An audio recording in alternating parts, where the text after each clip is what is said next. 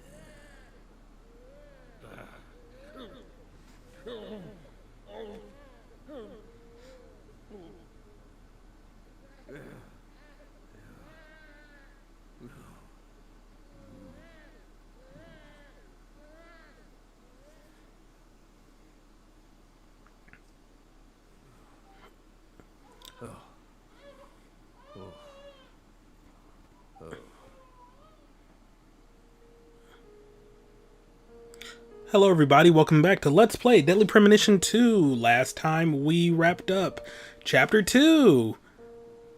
Let me try and summarize this. Helena Doman was the mastermind behind the entire incident. But Helena Doman was actually P.J. Clarkson's son, who had severed ties with the family. Helena was also known as Professor R, the mother brain behind the drug known as Sang Rouge. That's right. She was responsible for everything? Not everything, but most of it. Almost everything went according to her plan. But if you'd already figured out that much, why did you continue to stay in Le Carré? Because we had to. You had to. Whatever for? The goddess was still there. The goddess. The goddess of fertility. Lise Clarkson's body.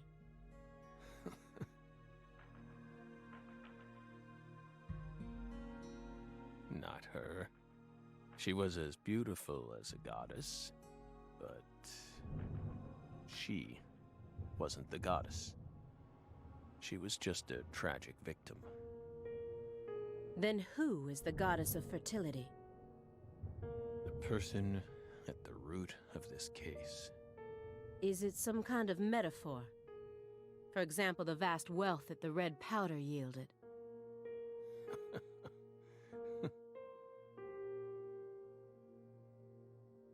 The goddess of fertility embodied abundance on the outside.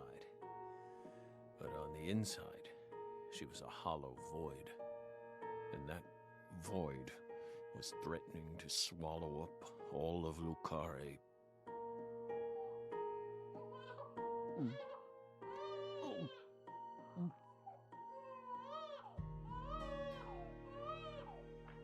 Shut up!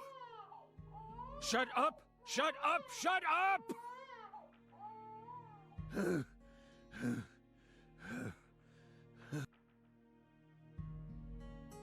Are you okay, Mr. Morgan? Morgan almost sounds like a prophet talking about the end of the world. Vague, elusive, and intent on deceiving those who listen. But every now and then he adds an interval of truth. Patricia Clarkson is one of those. She's something special. Something irreplaceable to him. Okay, also, sorry if I had done like a jump cut prompt. This is like 2 or 3 weeks after I last recorded. I recorded a whole lot of these. I just wasn't able to like edit and upload them before my little vacation. So yeah, if I did in fact have a jump cut prompt, I am sorry.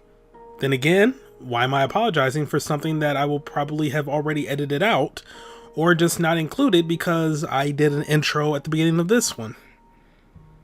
I don't know. We'll see what I do in post. Tell me about that jittering leg, boy. Instead of kicking your floor, perhaps it'd be wiser to invest in a soundproofing mat. Are you irritated, Belle? Yes, of course you are. You think we lack a common human trait, and that bugs you. We're crazy. Human refuse. That's how we look to you, isn't it? I would never go that far, but you did surprise me.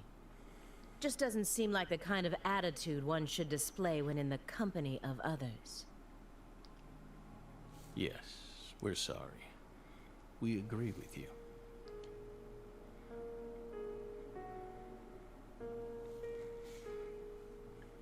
It just made us remember a time when that noise kept ringing out, and we couldn't stop it.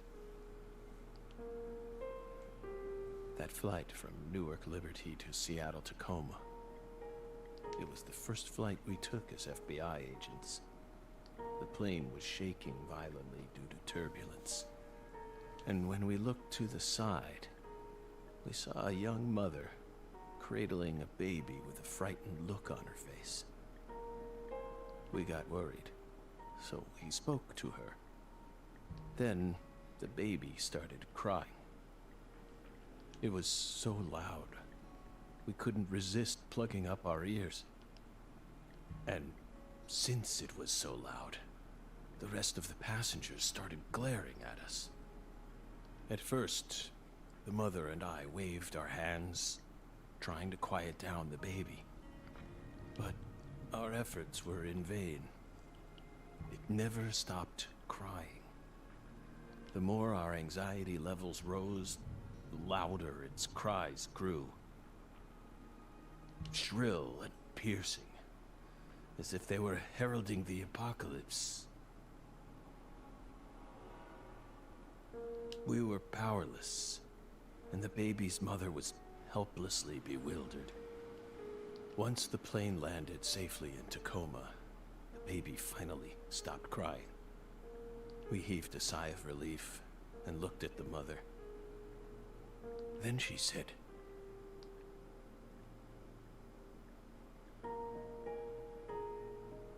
"Whose child is this?" What? We were shocked, so we asked her what was going on. This took a turn. Apparently, sometime after she boarded the flight, that baby randomly appeared on her lap. Then it ordered her to call me over, and kept sitting there, as if nothing was wrong. Can you believe that, Belle? Bizarre, isn't it? While we were talking, the baby disappeared. The being responsible for all that loud, grating noise simply disappeared without a trace.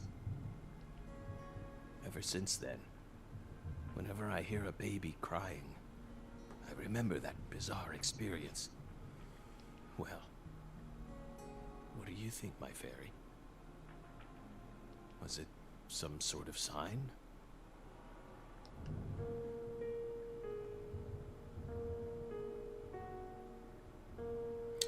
Okay, that was not where I was expecting any of that to go. By the way, you're still searching for Patricia, yes? You don't need to worry about that. We're investigating. In fact, we've almost reached our goal. We just need to find some conclusive evidence. Oh, we sincerely hope that's the case. Hard to believe, though. After all, so far you've just been barking up the wrong tree. Barking up the wrong tree. That's right. You shouldn't be wasting time here. You should be out there, looking for her. Then I'll just ask you straight away. Do you know where she is? No, we don't. But we can feel her. close our eyes and become one with the world. It's very faint, but we can see her. We can see Patricia. Are you trying to distract me again? Or do you really expect me to believe you're clairvoyant or something? What do you think we are, X-Men? It's metaphysical offender profiling. He actually asked me where Patricia is? Does he have full confidence that we'll never find her? Fine. I can deal with that. I'll just ask him everything I can about the Le Carré case. Okay. We got over here. Milk carton wall? Eh. Nope. The case files. So you think Galena was murdered by Helena Doman, her own brother? No, not her. Galena was someone else. Then who killed her? It's written in the report, isn't it? Yes. But I'm asking you. Would you mind answering me in your own words? You see, I find your entire story highly suspicious.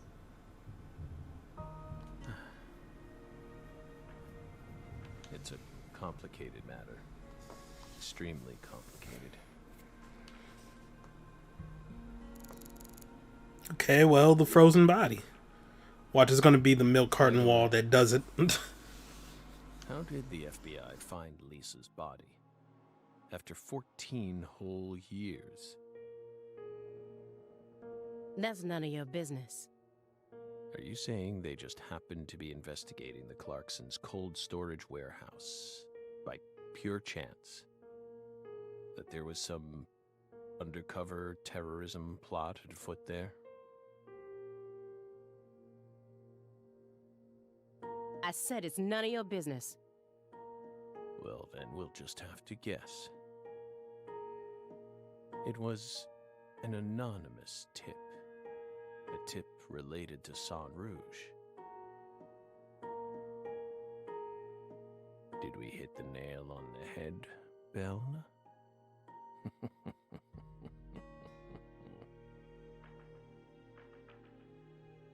But that's not what we want to know about. After all, the FBI gets hundreds of tips every day. Right, my fairy? It was always that way, even back when we were on duty. Here's what we really want to know. Why, out of all those tips, did you select that one? Would you tell us that much, Belle?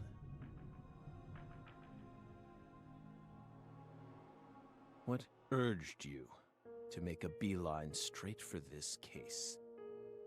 That's none of your business. Don't let him draw you into his game.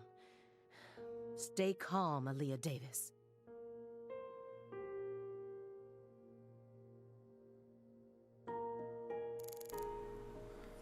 Okay, well, all we can do is just ponder with Aaliyah. The future influences the present just as much as the past. You asked me why I spent an entire 2 days observing you before I came to speak with you. Well, here's why. Over those 49 hours, I observed the intervals between your actions. When you were neither doing something nor doing nothing. I intently studied your intervals between action to action, and action to inaction, to action.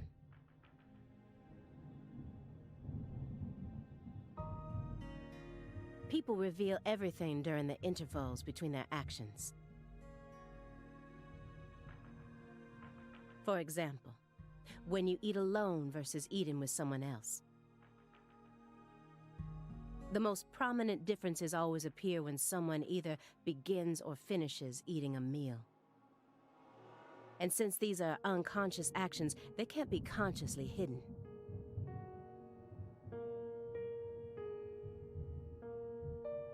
When you prepare to eat or finish eating. When you move in to clean up. When you pick up a book or close one.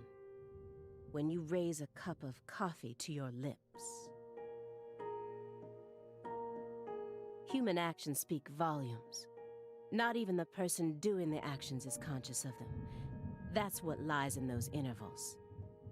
That's my modus operandi. And here's the conclusion it helped me reach. There's one other person in this house. Isn't there?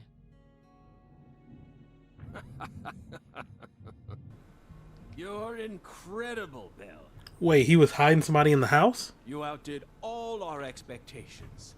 Impressive, to say the least. You're right, Belle. But only half right. Half? You should still be proud, though. Honestly, we never thought you'd make it this far. You've got real talent.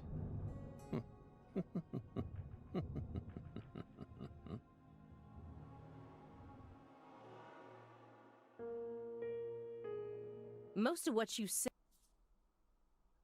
If this goes to court, I won't let you claim that your testimony is inadmissible just because of your little indulgence there. Fine by us. We can even put it in writing if you want. We won't run or hide. Will we, my fairy? Where's the paper? I know I had it around here somewhere. Where is it? Ooh.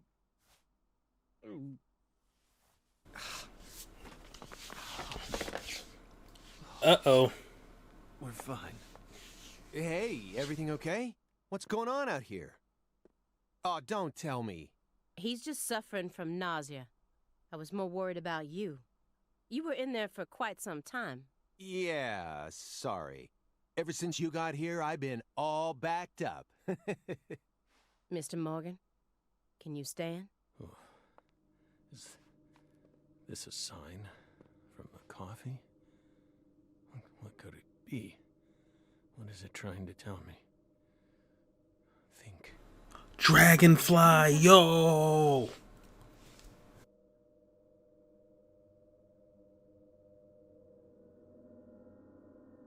Footsteps. Big footsteps. Footsteps. Big footsteps.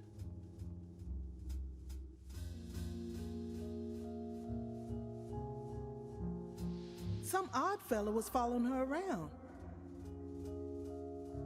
Stalking her like. That poor girl, Lise, she was a druggie. And she was into the really bad stuff. The Red Soul has the power to amplify the unique characteristics we all possess.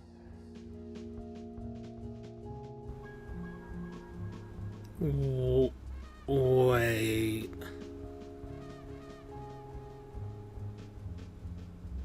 Does she mean that literally? 'Cause you're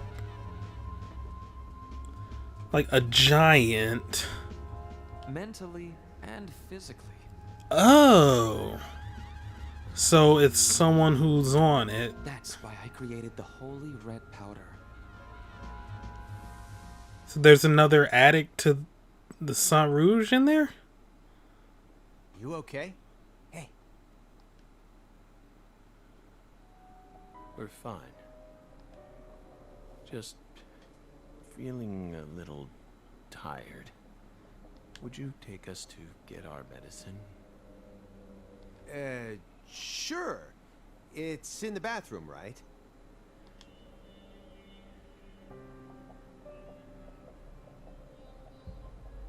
Whew. Seems like he's calmed down a little. We should let him rest for a while. One more step and I could have cornered Morgan. But so be it. I can still keep investigating even if the owner of this chair isn't present. Simon Jones, what a piece of work. How can anyone have such bad timing?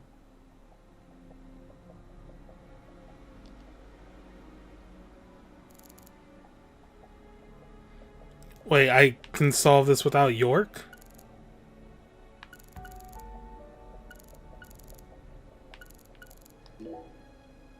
Shouldn't you look after him? I gave him his meds and let him rest. Let him rest where? In the bathtub. It happened to have a blanket and a pillow in it. What? But why? I don't know. Maybe he sleeps in the tub. Or maybe he didn't have enough money to get like a full bedroom set. You ever thought about that, Simon? I feel like I saw that once in some vampire movie. I don't know what you're talking about. More importantly, how long has he been like that? It's stage 4 cancer. He's had it for a while now. No. Oh, is it from the cigarettes? I'm talking about his face. It looks as white as a sheet. You can even see all his veins. I've never heard of any cancer side effect like that. Who knows?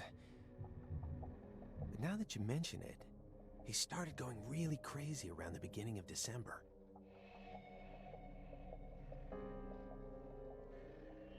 In what way? He changed pizza places. This better not be another joke. It's not, really. It's not. Before December, he always used to order delivery from a Chicago-style joint all the way up near Medford. But one day, he took one look at one of their trademarked red boxes and totally lost it. Red, huh? You better believe it. He started screaming gibberish at the pizza boy and chased him away.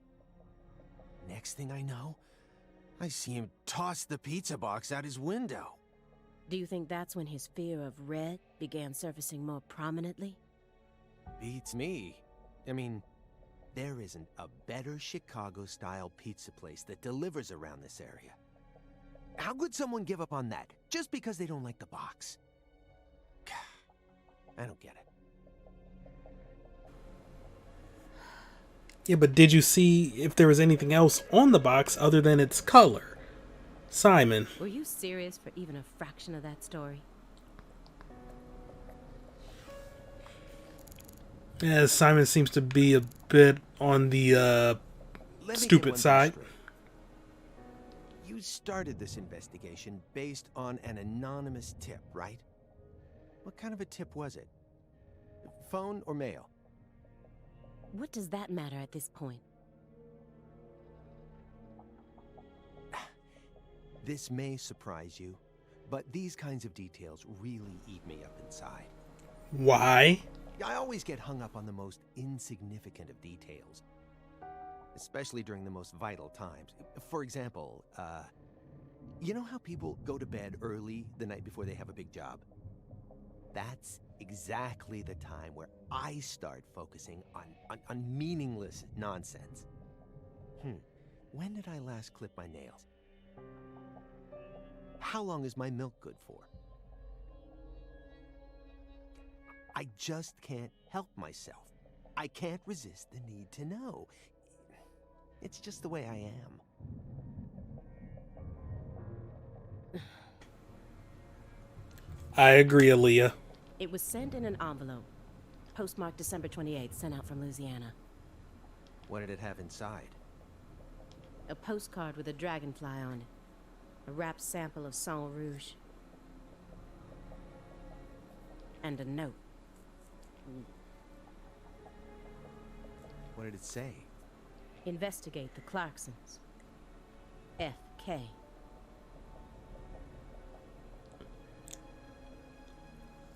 What? That's it? Yes, that's it. But 2019... Who's FK? Anonymous tip, remember? It's obviously just a fake name. Did you confirm that? Of course I did. Louisiana has a population of 4.5 million. The FBI database has a list of 6,682 individuals whose initials are FK. 1 out of every 6 individuals is a child under the age of 14, born after 2005. The remaining 5,500 people include those whose initials changed after they married, or incarcerated individuals. After subtracting those, I was left with 3,800. That's when I stopped searching for FK, and I decided to change up my approach. It isn't important where the tip came from. All that matters is solving the case. I got this far by taking the most efficient route possible. Are you satisfied now? Yeah. Thanks. I feel a lot better now. Yep, it all checks out. The letter that was delivered to me bore the Clarksons symbol. A postcard decorated with a dragonfly, the mark of the Clarkson family.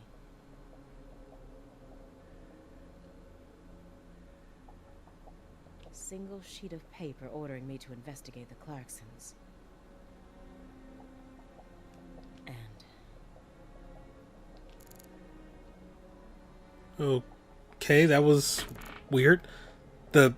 It didn't change despite me like actually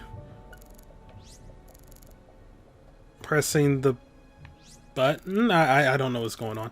What's with those empty boxes? What's wrong, Aaliyah? You hungry or something? excuse me? What are you insinuating? Well, you're staring right at an empty pizza box. Please don't compare yourself to me. Ooh. Besides, I have a refined palate. Hey, that was uncalled for. Pizza is a sacred food, remember? You don't need to feel embarrassed for being unable to stop staring at it. It enthralls all who gaze upon it. That's the power of pizza. Stop, Agent Jones.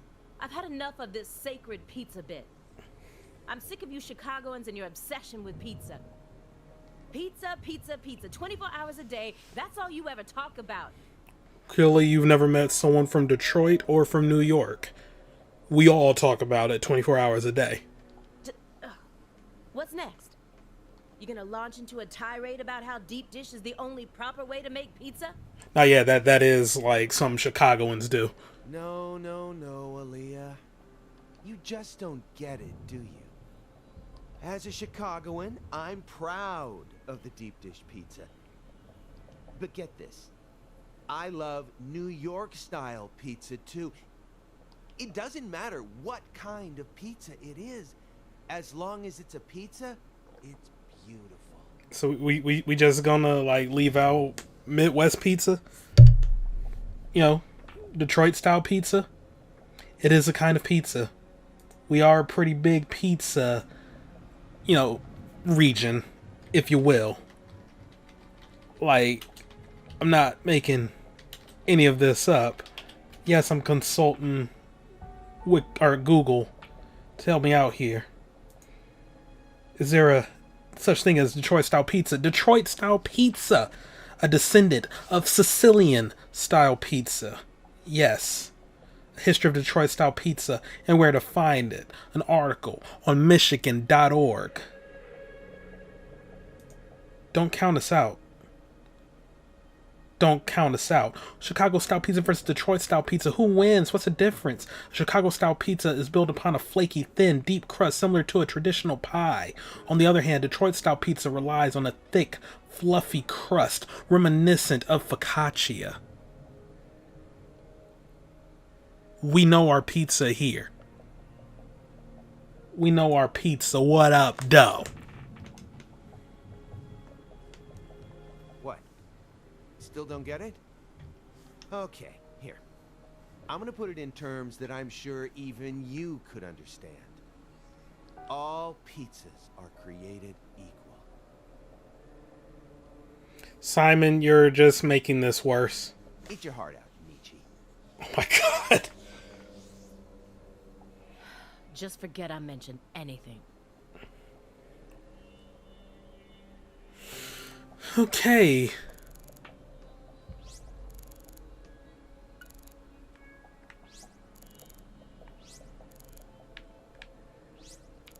No, there's something down.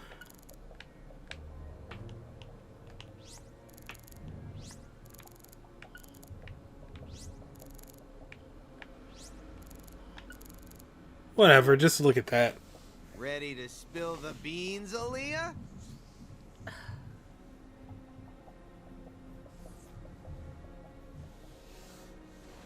I'm afraid of thunder. What? Happy now? Katrina? Oh. All right, I'll stop. Good. Now let's get back to the investigation. No. Hold on. Now that I think about it, that doesn't really qualify as a soft spot. What I'm looking for is more, how should I say it? Adorable? Now it's not really the time or place, Simon. You know, something that would make you blush. There's gotta be something. Please, I'm begging you. I love koalas. They're just so cute. I can't resist them.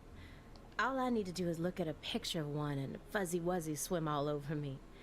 I mean, the way they look, the way they're shaped, the color of their fur. I mean, even down to how they only eat eucalyptus. I was not expecting this. I just love everything about them. Once I get some time off, I'm gonna travel to Australia and hug one for real. That's one of the top 5 goals on my lifetime to-do list right now. This conversation never happened. Is that understood?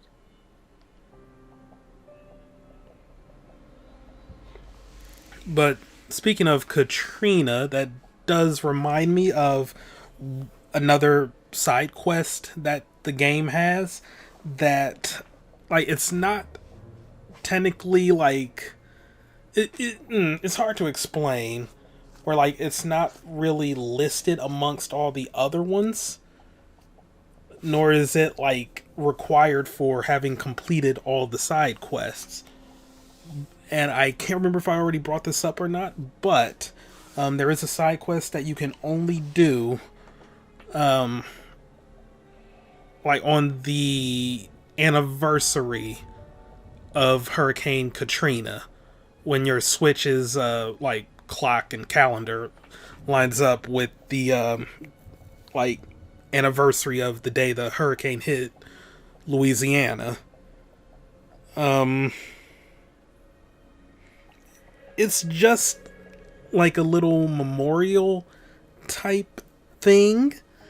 I will have, hopefully, I remember to have like the annotation here explaining like everything about it, or just like a brief synopsis. But yeah, it's just a nice little thing they put into the game to sort of memorialize the hurricane.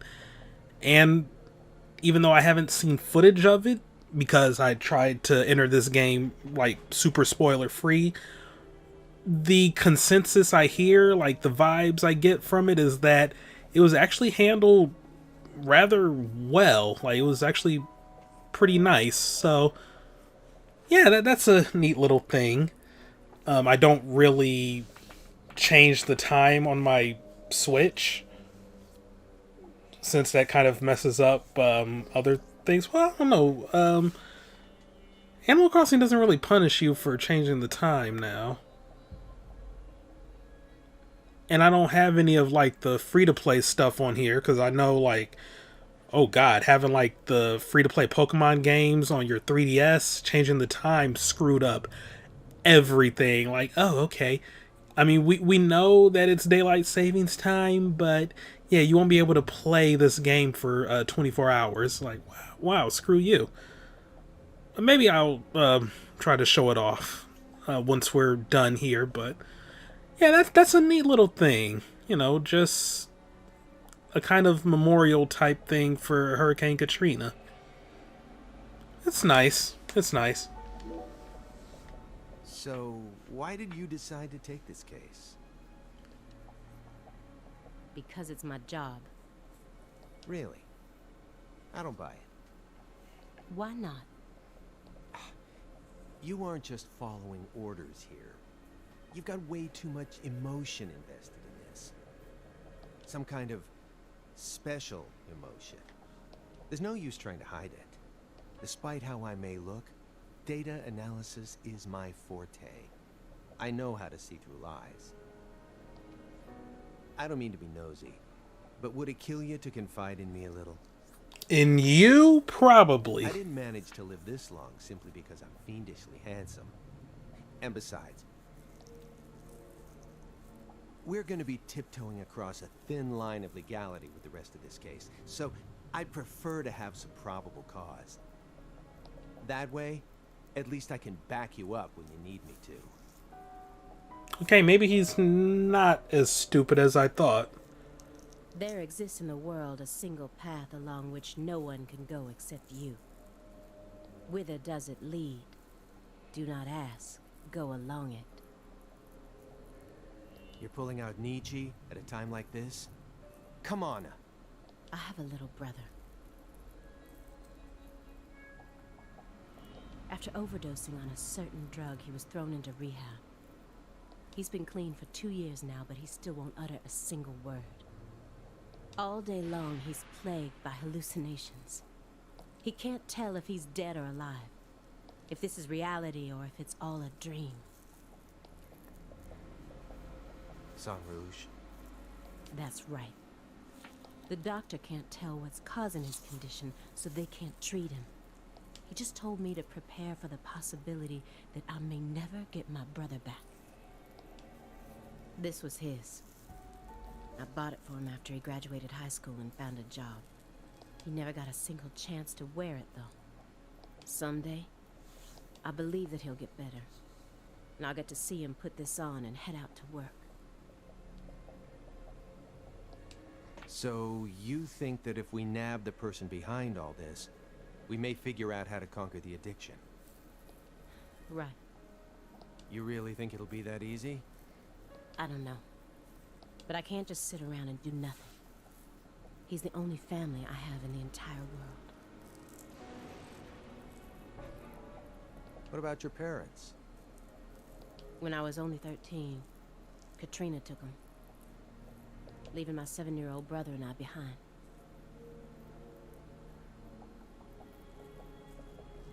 I'm sorry. It's fine.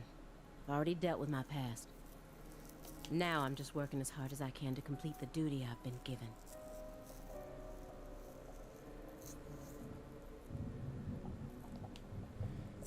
Yeah. Hey, Agent Jones. I just want to double check one thing. You didn't find anything in the bathroom. Nope. Nothing in there. It must be the bedroom then. Just like I thought. Are you serious about this?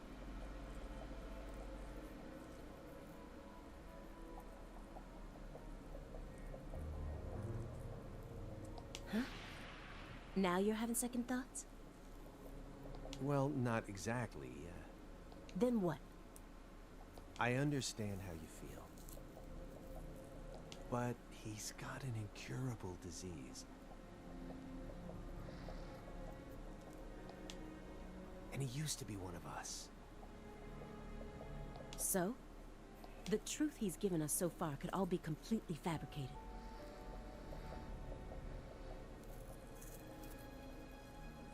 He's a genius lone wolf agent who solved nothing but difficult cases during his years of active duty. That's what they told me at Quantico, at least.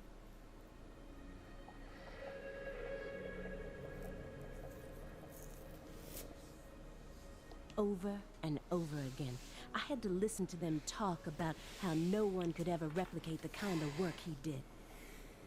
But let's be real here. You saw his face, didn't you? It was inhuman. It looked like the face of a killer who's been possessed by death.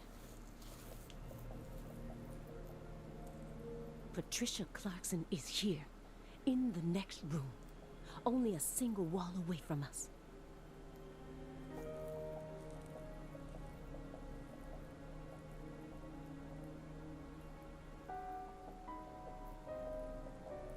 After 14 years, he went back to Le Carré, kidnapped her, and imprisoned her here. Huh? He's trying to complete something big right now. Something that's deeply connected to Saint Rouge.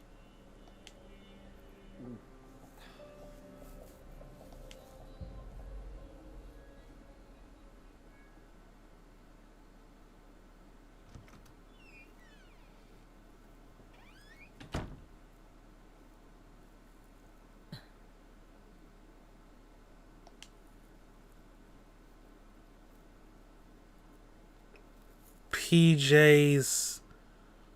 What? What is all this?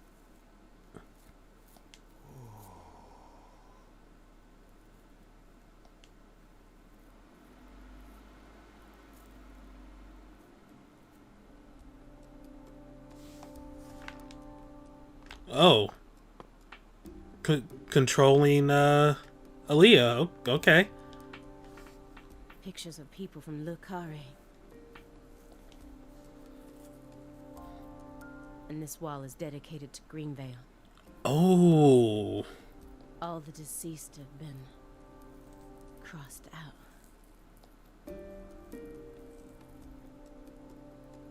Sheriff Melvin Woods. Huh.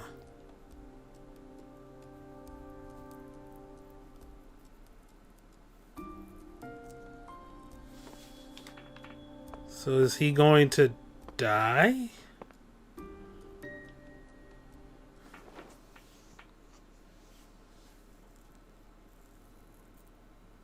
Lise Clarkson? Where's Patricia?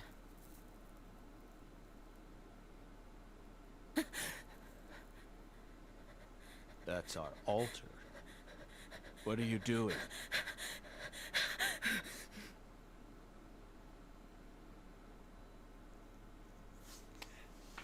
Okay, that was genuinely unsettling.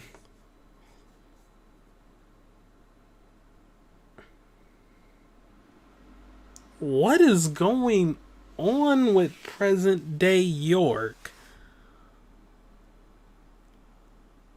I thought we were getting closer to something, but now I just have more questions.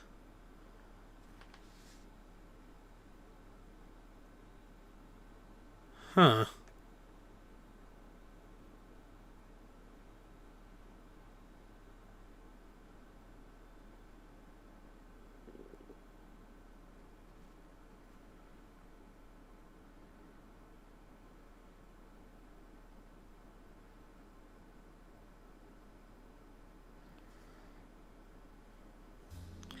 All right, that was a long load.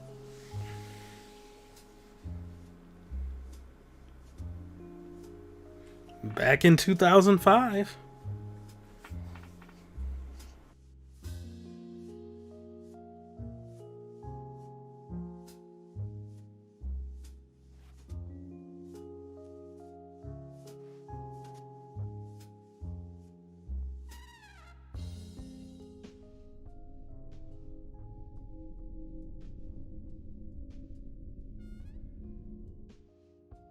York!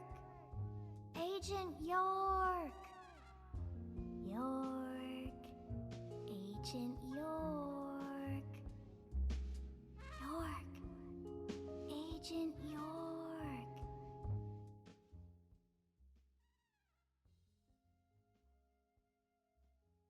Hey! Agent York! Agent York? Hey! Hey, Agent York. Huh? You're Lise Clarkson.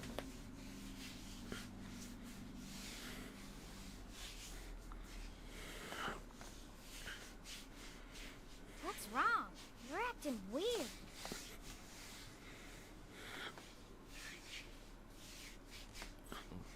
Sorry, Patty, I'm fine now.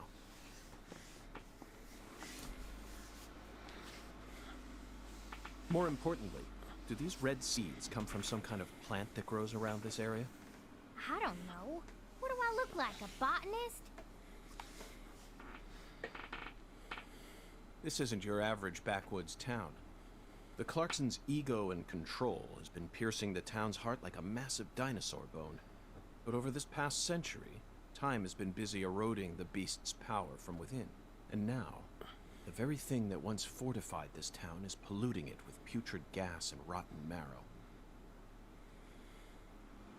Zach, this is the point where it all collapses.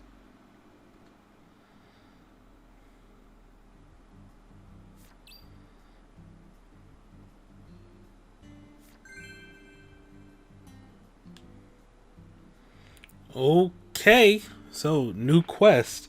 Search for clues at the altar near Lisa's discovery site.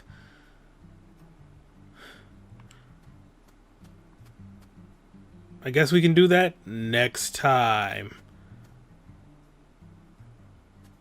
Yeah. Yeah, it was a pretty long part, and we're gonna do better about spacing things out here, but I am just very, very confused by what is happening present day. I don't even have a hypothesis. Like, was this a cold case one he never solved?